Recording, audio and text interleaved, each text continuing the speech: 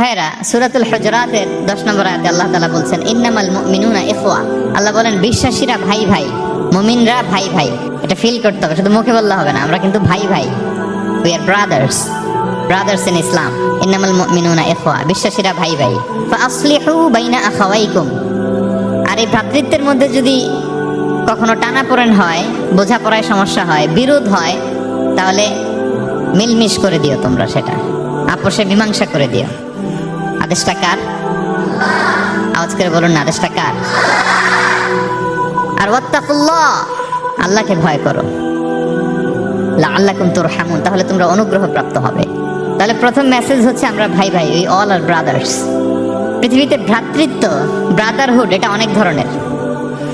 এক নম্বর ভ্রাতৃত্ব হচ্ছে আল উখুয়া আল ইনসানিয়া, মানবিক দিক থেকে ভাই। যারাই মানুষ তারাই ভাই, কারণ আমাদের আদি পিতার নাম, আদিমাতা Adam and Eve. We came from the very same source, same origin. একটা জায়গা থেকে আসছে। সবার বাপ যদি একজন হয়, সবার মা যদি একজন হয়, তো আমরা সবাই কি? সুবহানাল্লাহ পড়বেন না? তাহলে ভ্রাতৃত্বের একটা রূপ হচ্ছে আল উখুয়া আল ইনসানিয়া, মানবিক দিক থেকে ভাই। সেই হিসেবে হিন্দু আমার ভাই, খ্রিস্টানও আমার ভাই, বৌদ্ধ আমার ভাই, নাস্তিক আস্তিক সবাই আমার ভাই। এটা হলো ভ্রাতৃত্বের একটা ধরন। ভ্রাতৃত্বের আরেকটা ধরন হচ্ছে আল উখুয়া আন নাসাবিয়া, বংশীয় ভাই, বংশের সম্পর্ক বা রক্তের সম্পর্ক। যেমন আমার চাচাতো ভাই, খালাতো ভাই, আরো ক্লোজে গেলে আমার আপন ভাই, মায়ের পেটের ভাই, এক রক্তের ভাই, ঠিক কিনা বলেন? এটা গেল 2 নাম্বার, এটা রক্তের সম্পর্ক। 3 নাম্বার হচ্ছে আল উখুয়া আদ-দীনিয়া, দ্বীনি ভাই। আর আমরা এটা নিয়েই কথা বলছি, আল উখুয়া আদ-দীনিয়া। ইন্নামাল মুমিনুনা ইখওয়াতুন, মুফাসসিরিন ইকরাম বলেছেন ইয়ানি ইখওয়াতুন ফিদ-দীন। মুমিনরা ভাই ভাই হচ্ছে 3 নাম্বার সেন্সে, আমরা দ্বীনি ভাই। আমি আপনাদের কাউকে দেখি নাই, আমাকে হয়তো সোশ্যাল মিডিয়ায় দেখেছেন, কিন্তু সরাসরি হয়তো দেখেন নাই। কিন্তু এই যে আমাদের ভ্রাতৃত্ব, এটা দ্বীনি ভ্রাতৃত্ব, দ্বীনি ভাই। আমরা কি ভাই? এবং ইন্টারেস্টিংলি এই দ্বীনি ভাই বা দ্বীনি ভ্রাতৃত্ব আগের 2টার চেয়ে মজবুত। কখনো কখনো এটা রক্তের সম্পর্ককেও ছাড়িয়ে যায়। সুবহানাল্লাহ পড়েন। বদরের যুদ্ধে এই পাশে কুরাইশরা মানে মুশরিকরা, এই পাশে মুমিনরা। এমনও হয়েছে রাসূল সাল্লাল্লাহু আলাইহি ওয়াসাল্লামের পক্ষে মুমিনদের ওখানে এক ভাই, আর আবু জাহেলের সাথে আরেক ভাই, দ্বন্দ্ব সংঘাত। এই ভাই ওই ভাইকে হত্যা করেছে দ্বীনের কারণে। তার মানে দ্বীনি ভ্রাতৃত্ব এটা এত মজবুত, এটা মাঝে মাঝে রক্তের সম্পর্ককেও ছাড়িয়ে ছাপিয়ে উপরে উঠে যায়। আল্লাহু আকবার। এবং আমাদের দৃষ্টান্ত দিয়েছেন বিষ্ণু ঈসা ইসলাম। তিনি বলেছেন তোমরা সবাই দ্বীনি ভাইয়েরা, সবাই মিলে এক দেহ এক প্রাণ। বিষ্ণুই বলেন মাসালুল মুমিনিনা ফি তাওয়াদ্দিহিম ওয়া তারাহুমিহিম ওয়া তাআতুফিহিম মাসালুল জাসাদ। মুমিনদের ভালোবাসা সম্পর্ক, এটার দৃষ্টান্ত হচ্ছে পারস্পরিক ভালোবাসা সম্পর্ক হচ্ছে কামাসালিল জাসাদ, এটা একটা দেহের মতো। আমরা সবাই মিলে এক দেহ। দেহের কোনো অঙ্গ যদি ইনজুর্ড হয়, সারা দেহ যেমনি কষ্ট পায়, বিশ্বের কোথাও আমার কোনো দ্বীনি ভাই যদি কষ্ট পায়, আমাদের প্রত্যেকের হৃদয়ে রক্তক্ষরণ ঘটে। চিল্লায় বলেন ঠিক কিনা?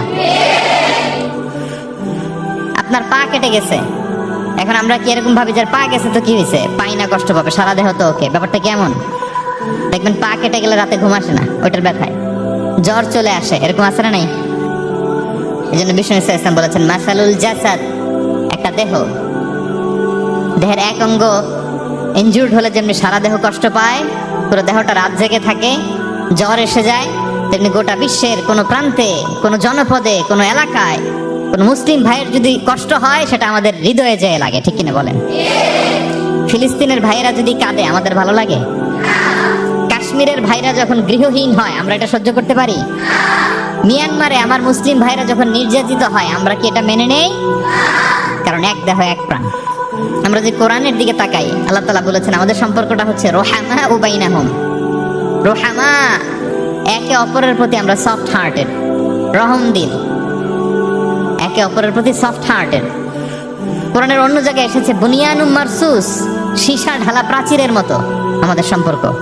হাদিসে এসেছে এক ভাই হচ্ছে আরেক ভাইয়ের মিরআতুল মুমিন, এক মুমিনের জন্য আরেক মুমিন হচ্ছে আয়না।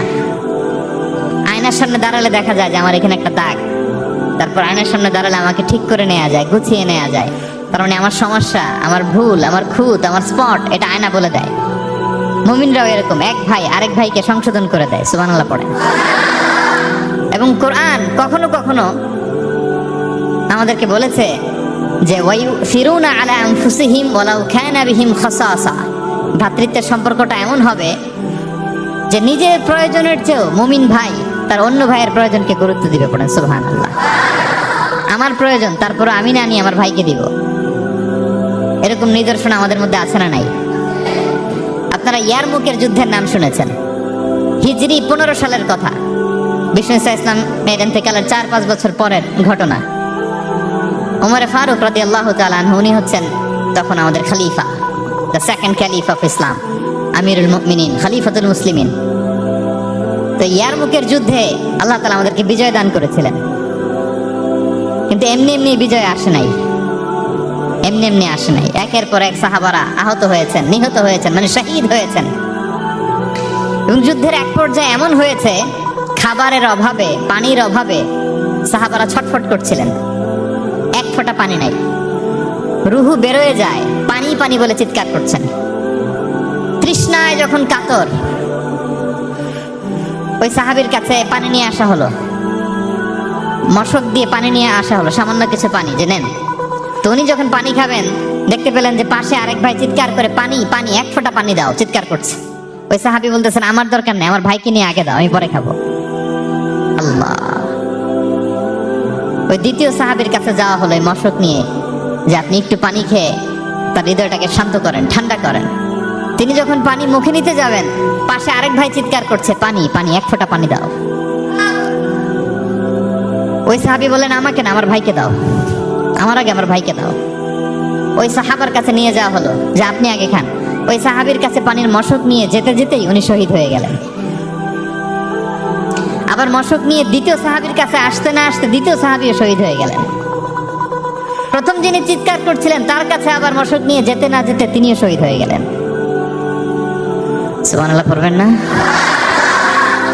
ওয়ায়ুসিরুনা আলা আনফুসিহিম ওয়ালাউ কানা বিহিম খাসাসা, নিজেদের প্রয়োজন থাকা সত্ত্বেও মুমিনরা তার অন্য ভাইয়ের প্রয়োজনকে প্রাধান্য দেয়। আল্লাহু আকবার। এই হচ্ছে আমাদের ভ্রাতৃত্বের দৃষ্টান্ত। তাহলে প্রথম মেসেজ হচ্ছে মুমিনরা ভাই ভাই, মুমিনরা। আর আমাদের দৃষ্টান্ত হচ্ছে এক দেহ এক প্রাণ, আওয়াজ করে এক দেহ